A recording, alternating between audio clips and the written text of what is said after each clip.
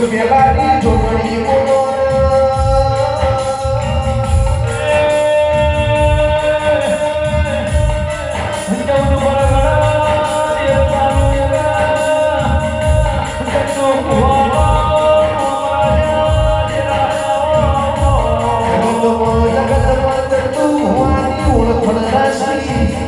હોના પાને સુમરી લગની ગવરાઈ મારી ભગવાન ભેખની જોગણી બોલા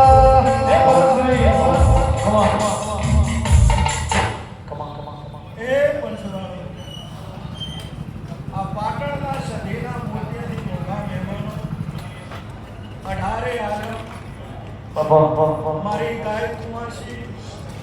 મારી મૂળ દીકરીએ મારી રાવણ દેવની જોગણીના ખૂબ રંગો ચિરાગભાઈ કદાચ શંકર ભેગો લઈને ધોળવા આવી છું આન મારો શંકર બોલાવે એટલું બોલતી છું તો સધેરામ ગ્રુપના સેવકો શંકરના પગ પકડી કોદાળો તમારા ઓગણે કવા વળવા દે મારું નામ માતા નહીં કહેવા રાજુભાઈ પાલ ખૂબ મજા પાવડિયા ખૂબ મજા આ સધીને કદાચ બરાબર રોમ રોમ કરીને આ ગાડીએ ધૂળવા બેઠી છું આવતા દાતાની હોર ન રાખું મારું નામ જોગણી નહીં કહેવાના પછી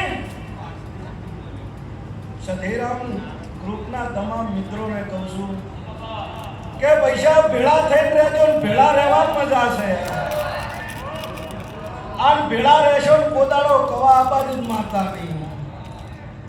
હવ કે છે કે 108 માળાના મણકા થઈ રહેવાય માળા થવાય પણ રાજુ 108 મણકા એમને થાળી પડ્યા હોય નકમા છે હું માતા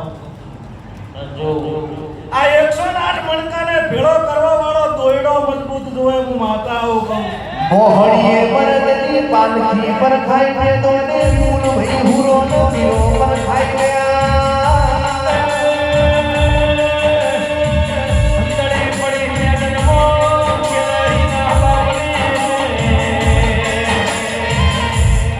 બાપા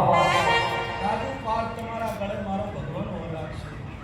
તે દોયડો મજબૂત જોવે હું પાટણ વાસીઓને કહું છું કે સધી તમારો દોયડો છે અને આ દોયડામાં મણકાની જેમ પરોઈ જાજો કોદાળ કવા આબાદી મારું નામ માતા નહીં ભાઈ ભેળા રહેવામાં મજા રાજુ એટલા માટે કહું છું પૈસા 2 મિનિટનો ટાઈમ લીધા વગરની રૂમ માતા એવી છે ચોય ઢોચું ધૂણતી નહીં ધૂણવાનું નહીં ભાઈ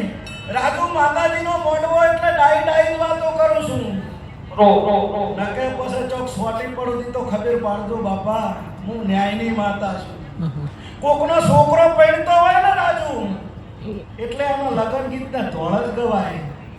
પૈણતો હોય ને એને બોલાવીને એમ કક તને ડાયાબિટીસ છે પેલા પૈણ સડે ના સડે તે આ તો માતાજીનો મોઢવો છે એટલે ગીત જ ગાવાના હોય હું રાવણની માતા આવું કહું છું તે ભેળું રહેવા મજા એવી છે કે એક પથરો લઈ અને રાજુ પથરો તમે કૂતરાને મારો ખરો એટલે દરજી સાહેબ કૂતરું ધોળી ઉડે કે ના ધોળી ઉડે મારો ઈ પથરો પાછું બિલાડી મારો એટલે બિલાડી ધોળી ઉડે પણ એનો ઈ પથરો લઈને ભમરામતને મારો ખરા કહું શું કહું છું પથરો ઈ છે સોડવા વાળા તમે છો પણ સોડ્યો ખોટી જગ્યાએ છે હું માતા આવું કહું છું ભાઈ કૂતરું એટલા માટે ધોળી ઉડે કૂતરું એકલું હતું બિલાડી એટલા માટે ધોળી ઉડે એકલી હતી પેલા બધા ભેળા હતા તે તમે ભેળા થઈને રહેજો